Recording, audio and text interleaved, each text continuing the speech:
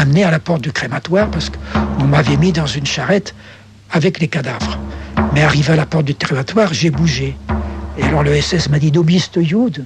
« Non, non, ich bin kein Jude, non, je ne suis pas juif. » Se me révire à l'infirmerie. Voilà comment je suis là.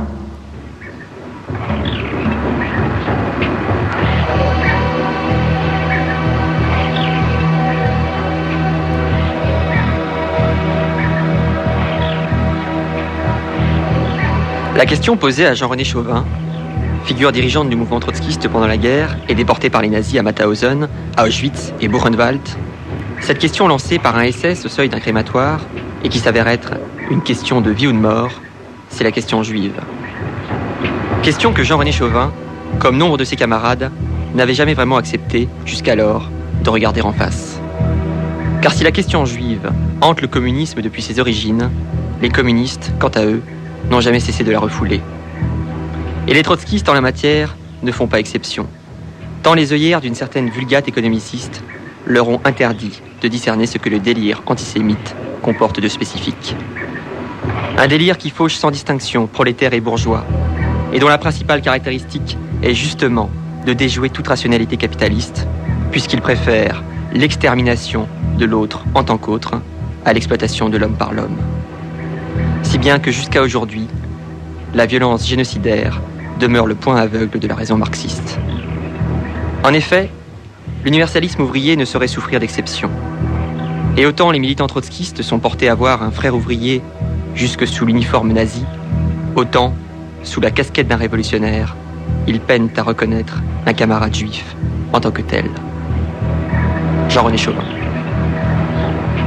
Je m'arrête 2 minutes sur ce voyage en province, parce que c'était un voyage que l'on m'avait fait faire pour visiter des copains trotskistes allemands qui étaient réfugiés, pour éditer un journal clandestin en langue allemande destiné aux soldats de la Wehrmacht.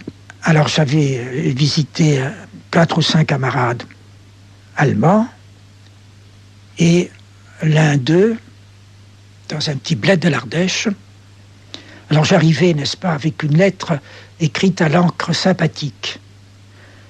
Et il savait qui j'étais, de qui m'avait envoyé, etc.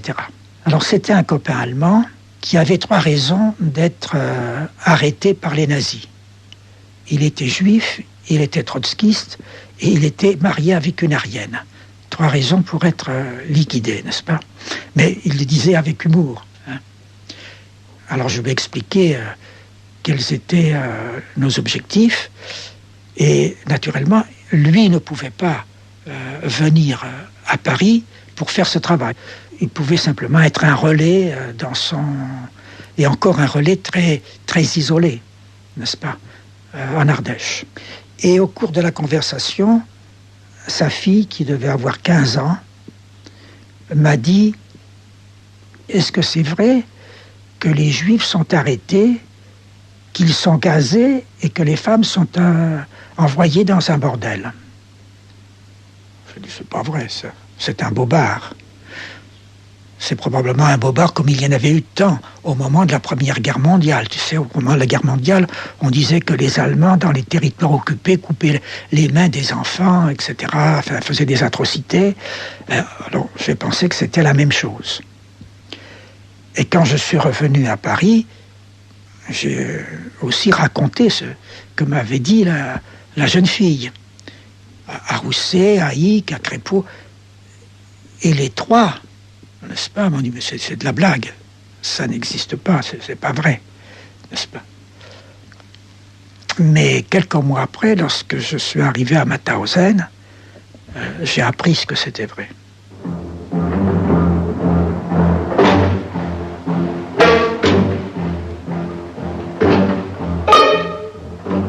Laurent Schwartz, mathématicien dans le siècle et trotskiste sous l'occupation. Dans mes camarades de classe, la question juive ne jouait pas vraiment de rôle. La question juive ne jouait pas un rôle encore tel, sauf dans la paranoïa hitlérienne, qui m'apparaissait comme une paranoïa, et dont j'imaginais pas vraiment qu'elle deviendrait réelle. Hein. Mais enfin, j'en avais très peur. Et dès que la guerre est venue, j'ai compris qu'en tant que juif, si j'étais arrêté, j'étais mort. J'ai compris ça très vite. Or, ce que vous dites dans votre livre, c'est que les organisations trotskistes n'ont pas pris en compte cette spécificité-là, quoi. Non, parce que ce qui les intéressait, c'était le prolétariat. Il était basé sur l'idée d'une révolution, la chose essentielle, faite par le prolétariat. Il existe un livre, gros comme ça, qui s'appelle « Publication de la 4e internationale pendant la guerre ». Le mot juif n'y est qu'une fois. Ça, c'est un aveuglement politique complet. C'est même devenu la question fondamentale. C'est-à-dire que Hitler a pris peu à peu comme but de guerre l'anéantissement des Juifs. C'est devenu son but de guerre fondamental. Quand on voit qu'ils organisent une expédition pour aller s'emparer à Corfou de la totalité des Juifs de Corfou et les transporter en Pologne pour les faire mourir d'une chambre à gaz, c'est loufoque complètement. Ça n'a plus aucun rapport avec un but de guerre valable. Hein. La guerre impérialiste, c'était la guerre pour la possession du monde, pour la possession économique du monde en particulier. C'est ce à quoi ils croyaient au début de la guerre, la conquête du monde. À la fin, ils n'y croyaient plus. Ils reculaient sur tous les fronts, sauf le front juif, si vous voulez. Et ils mobilisaient, à l'époque où la Wehrmacht demandait de plus en plus de trains pour reculer en Russie, pour rapatrier les soldats de l'URSS qui étaient encerclés de tous les côtés, ils réclamaient des moyens de transport. Eh bien, on ne leur accordait que le strict minimum, les trains étant réservés au transport des Juifs vers les chambres à gaz. C'est pour ça que je dis la guerre aux Juifs. J'aurais pas dit ça au début. Et les trotskistes alors? Oh, trop insouciants. Ils n'ont pas vu ça. Ils n'ont pas vu que ce serait le but de guerre fondamental. Si vous voulez, c'était la guerre contre l'impérialisme anglo-américain, qui était un impérialisme, bon, ou de Gaulle, pour la victoire ou la défaite, pour la conquête du monde, pour tout ce qu'on voudra, pour la défaite du prolétariat, mais les Juifs, c'était un épisode pour eux. Ils n'ont pas vu que dans la mentalité des dirigeants, c'était la question fondamentale, c'était le but de la guerre, c'était l'anéantissement des Juifs. C'est pour ça que je dis la guerre aux Juifs. Ce n'était pas pris en compte. Et ils n'avaient pas vu que toute la logistique de l'organisation du nazisme, c'était de trouver les Juifs et de les emporter.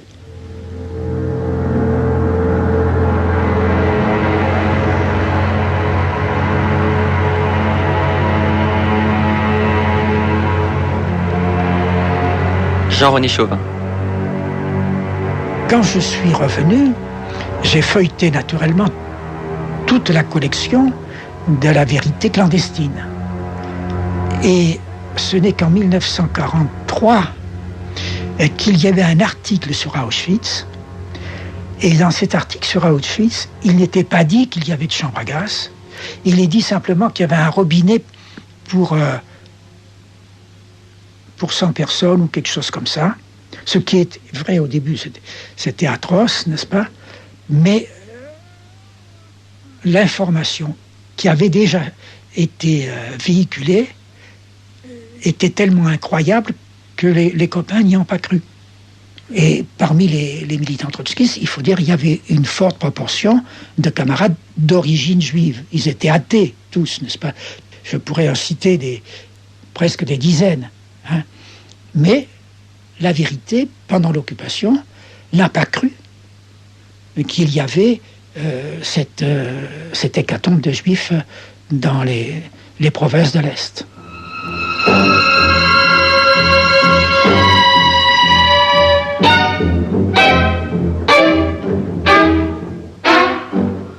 Jean-Jacques Marie, historien et militant de l'actuel Parti des travailleurs. On explique maintenant que les trotskistes n'ont pas remarqué l'existence d'un problème particulier concernant l'antisémitisme et la répression contre les Juifs en France de l'occupation. D'abord, deux choses. Premièrement, ce n'est qu'après non pas que l'antisémitisme ait découvert, mais que l'ampleur de ce qu'a signifié la solution finale a pu être découverte. Il n'y a pas beaucoup de gens qui s'en souciaient, mais La Vérité du 5 décembre 1941 publie un reportage sur le camp de Drancy. Et elle écrit, La Vérité écrit: camarades, il faut partout organiser la solidarité avec les juifs enfermés. Comme les militants ouvriers, ils sont eux aussi les victimes désignées du fascisme. Camarades, il ne faut pas les laisser mourir. À bas l'antisémitisme, à bas solidarité avec les victimes du fascisme. Et c'est absolument faux de dire que le problème n'a pas été soulevé, même si nous n'avons pas saisi toute l'ampleur de ce problème, mais enfin on a été les premiers à en parler dans la presse clandestine française.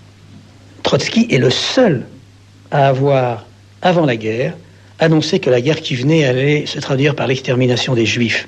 D'ailleurs, les trotskistes n'ont même pas eux-mêmes pris conscience de ce que Trotsky a écrit dans le manifeste d'alarme de mai 1940, même avant d'ailleurs. Il a dit: la guerre qui vient se traduira par l'extermination physique des Juifs. Et dans le manifeste de 1940, il revient là-dessus.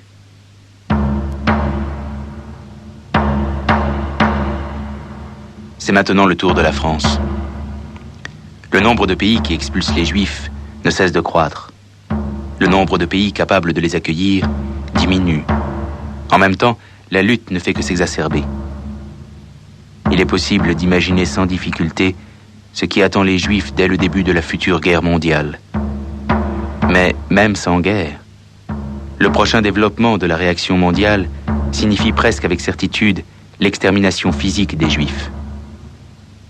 Les congrès antifascistes, de vieilles dames et de jeunes carriéristes, n'ont pas la moindre importance. Maintenant plus que jamais, le destin du peuple juif, pas seulement le destin politique, mais leur destin physique, est lié indissolublement à la lutte émancipatrice du prolétariat international. Seule une mobilisation courageuse des ouvriers contre la réaction, la constitution de milices ouvrières, la résistance physique directe aux bandes fascistes, une confiance en soi plus grande, activité et audace de la part de tous les opprimés, peuvent provoquer un changement dans le rapport des forces, arrêter la vague mondiale de fascisme et ouvrir un nouveau chapitre dans l'histoire de l'humanité. La 4e internationale a été la première à proclamer le danger de fascisme et indiquer la voie du salut. La 4e internationale appelle les masses populaires juives à ne pas se faire d'illusions et à affronter ouvertement la réalité menaçante. Il n'est de salut que dans la lutte révolutionnaire. Le temps presse. Un jour, aujourd'hui, équivaut à un mois ou même à une année. Ce que tu fais, fais-le vite. Léon Trotsky, 22 décembre 1938.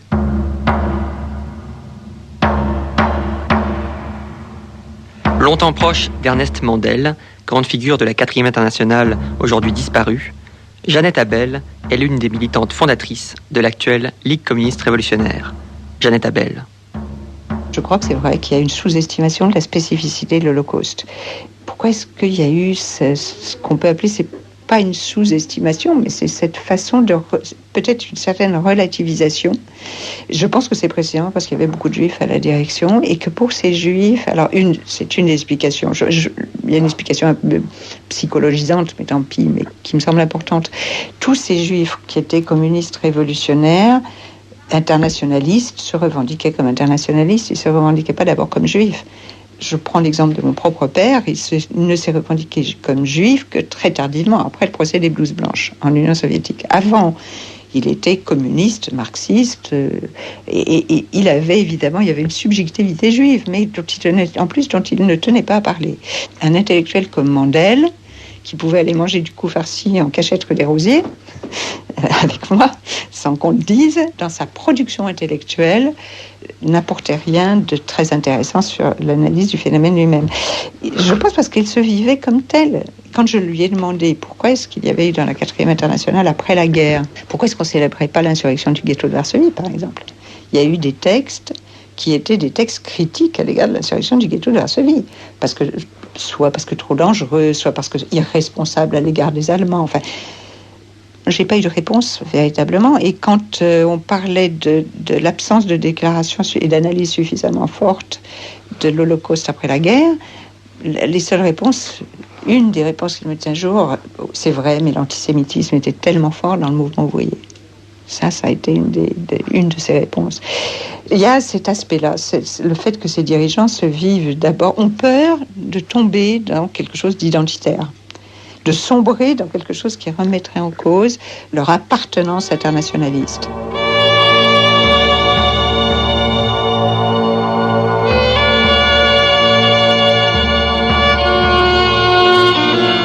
Roland Spirko, membre du comité exécutif de Lutte ouvrière, l'organisation d'Arlette Laguillet.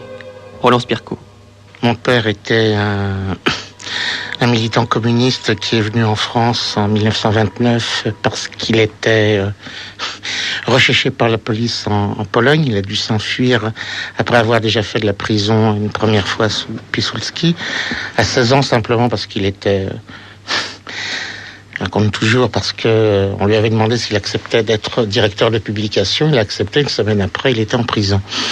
Bon, mais après, à 19 ans, il était déjà, puisqu'il avait commencé à militer à l'âge de 11 ans, 19 ans, il était obligé d'immigrer. Et bon, c'était un ouvrier juif polonais, parce que il a essayé, il a toujours raconté qu'il avait essayé de faire autre chose que tailleur, mais que les ouvriers avaient, en Pologne, où l'antisémitisme était quelque chose de vraiment puissant et virulent, quand il avait voulu rentrer dans un atelier pour faire de l'optique, les ouvriers ont fait grève pour dire qu'il fallait qu'il soit licencié puisque c'était un juif. Et donc il était obligé de, à partir de 11 ans, de faire tailleur, et c'était un ouvrier tailleur qui était très, très fier de ses qualifications professionnelles. Pendant la guerre, il a été pourchassé en tant que communiste et en tant que juif, mais surtout d'ailleurs en tant que communiste, puisque il était au début à Limoges, et quand il a eu les gendarmes français, il a pu s'échapper miraculeusement, et après il a été à Lyon. Il était dans les groupes de la Meule, et le Vercors a été quasiment, ils ont tous été anéantis, assassinés. Et lui, par miracle, il a pris la bonne direction à un moment avec un groupe, il a pu s'échapper et s'en sortir. Il était officier dans la résistance, mais bon, je suis obligé d'être critique parce qu'il y a des gens qui redécouvrent sur leur tard de leur vie leurs origines juives pour se pencher avec beaucoup de complaisance sur leur nombril, qui ont oublié les fondements politiques. Moi, j'ai été éduqué, ça m'est toujours resté, dans une vision antinationaliste. Et quand je dis antinationaliste, c'était antinationaliste française, antisioniste. Et moi, j'ai été éduqué par des juifs communistes depuis le plus jeune âge, qui refusaient le sionisme et qui combattaient au nom d'un horizon un peu plus large, et qui refusaient qui avait subi ma famille. Toute ma famille a été massacrée en Pologne, d'abord par les Polonais, accessoirement par les Allemands, mais cette condition d'origine, c'est ainsi, mais je me sentais faire partie d'un mouvement communiste international, et quand même, cette conscience, j'en suis gré à ceux qui m'ont transmis, parce que quand on milite, que ce soit dans une époque militante, pas quand on arrête et qu'on essaye de se lamenter sur soi-même, on comprend la continuité d'un mouvement. Bon, alors il y a des gens qui perdent le fil, qui après se disent « Ah, mais j'étais juste d'abord ». Non, on est d'abord des prolétaires qui se sentent solidaires des exploités à travers le monde, et non pas qui pleurons sur un sort particulier.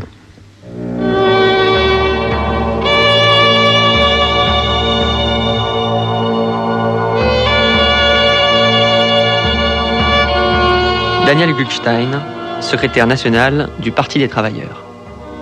Ouais, il se trouve que, familialement, comme tous les gens de ma génération, si on était vivant, c'est que on descendait de rescapés. Et qu'il y en avait d'autres autour qui n'en étaient pas revenus. Quand vous avez, alors là, pas 14 ans, 12, 13 ans, que vous réfléchissez à ces choses-là, vous vous demandez comment c'est possible. Alors, il y a 2 explications possibles, enfin il y en a 3. Vous dites, voilà, il s'est passé un cataclysme est tombé sur le monde qui s'appelle le nazisme, il n'y a jamais rien eu avant, rien après, et c'est une espèce de chose épouvantable en soi. Mais quand on a 12, 13, 14 ans, on cherche des explications plus sophistiquées. Après, il y a une 2e explication, c'est qu'on en veut particulièrement aux Juifs. Mais quand on s'intéresse un peu à l'histoire, on s'aperçoit qu'il y a des tas de peuples qui ont souffert à différents moments de l'histoire de l'humanité. Et qu'il y en a d'autres qui ont été confrontés à des génocides. Par exemple, les Noirs quand ils étaient déportés d'Afrique. Que donc finalement, il y a une longue chaîne de souffrance de l'histoire de l'humanité, dont on est amené à réfléchir au rapport qui existe entre des faits particuliers et les lois de l'histoire elle-même. Et à ce moment-là, on arrive très facilement à la conclusion que le nazisme avait un rapport avec la décomposition d'un système qui s'appelle le système capitaliste. Et on en arrive donc très rapidement à la conclusion que si on ne veut pas que se reproduisent des choses épouvantables comme ça, il faut s'en prendre à la racine, et que la racine, c'est le combat pour la révolution socialiste. Et à la question extrêmement mystérieuse, comment ça se fait qu'un certain nombre de gens d'origine juive se retrouvent dans les mouvements révolutionnaires? Il n'y a pas d'autre explication qu'à celle-là. C'est que quiconque est sensibilisé à la barbarie a tendance à chercher où sont les racines pour combattre les racines de la barbarie. Les racines de la barbarie, c'est le système fondé sur l'exploitation de la force de travail. Et il n'y a pas d'autre explication que ça.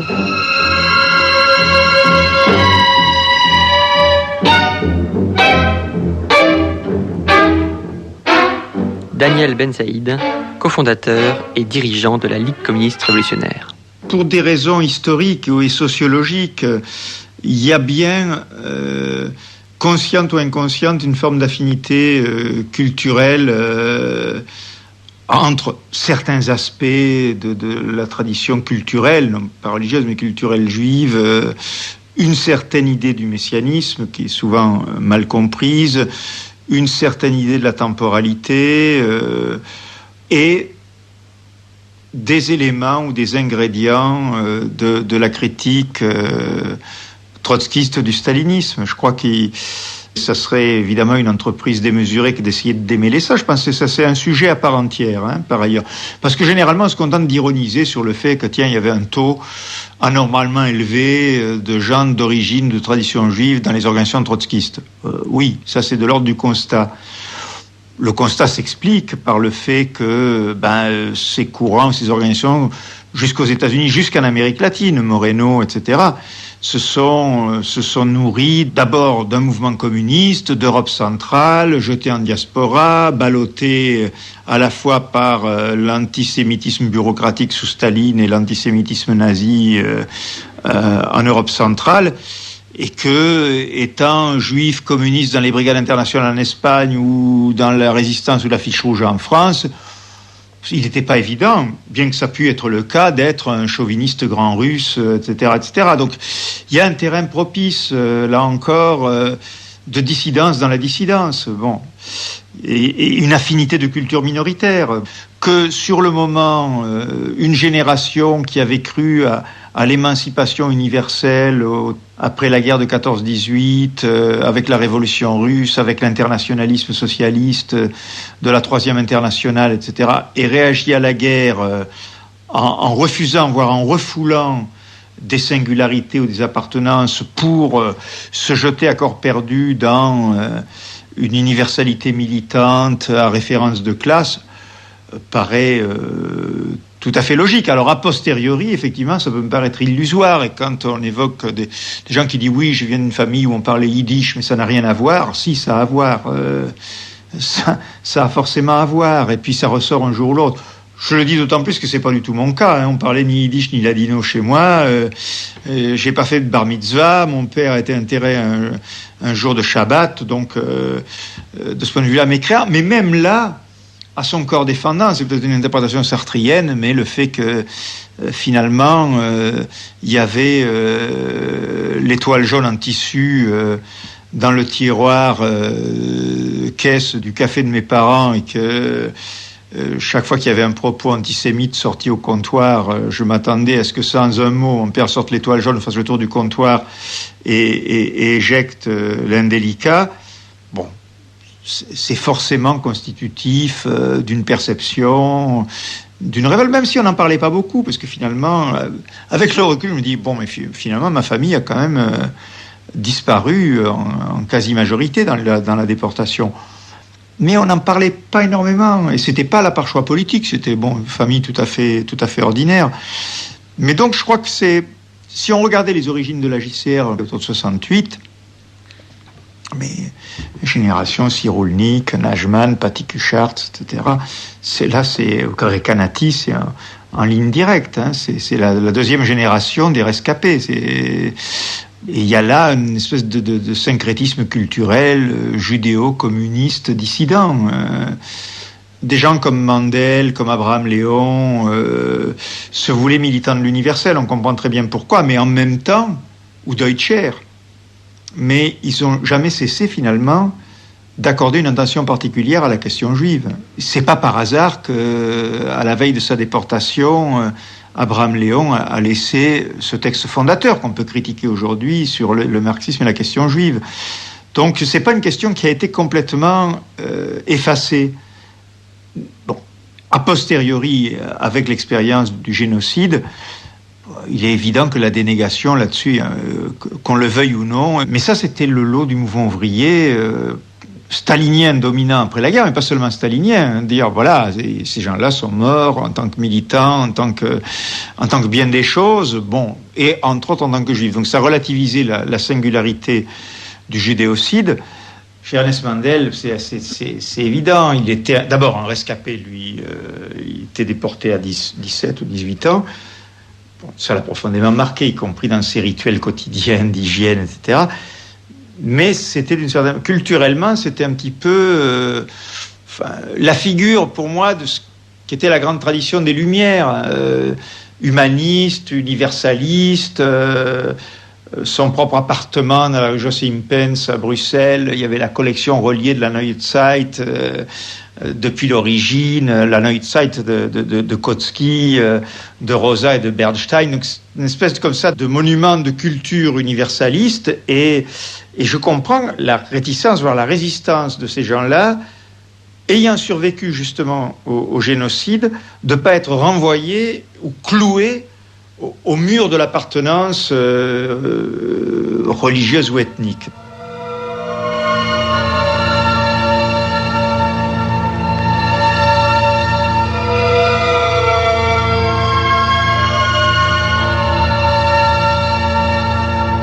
Fragment d'un discours révolutionnaire à l'école des trotskismes français.